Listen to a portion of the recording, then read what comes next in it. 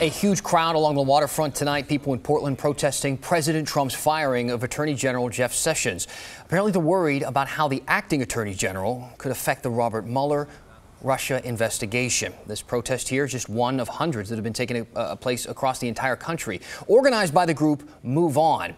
People on Snapchat, for instance, sharing some of these videos from outside of the White House. Demonstrators are now demanding protection for the Mueller probe. And our Mike Benner is at the protest tonight here in Portland. Mike, what's happening there right now?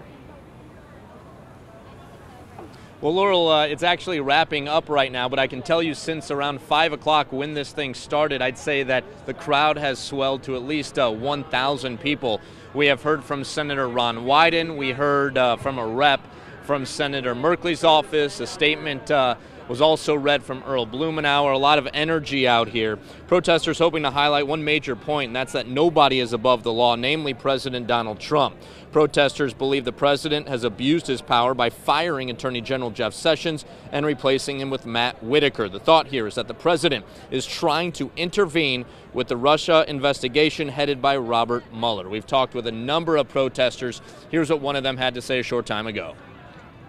I absolutely think that Mueller has to be protected, that the investigation into Trump's and Russia has to be protected, and I'm not comfortable that the person that's being put in place, Whitaker, is in any way appropriate to do that. I think he has to recuse himself.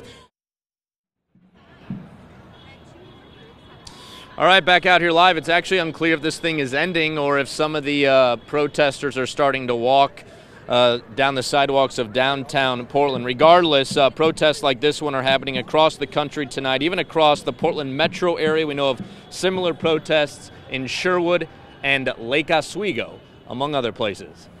Back to you. All right, Mike, sounds good. Keeping an eye on things for us out there by the waterfront.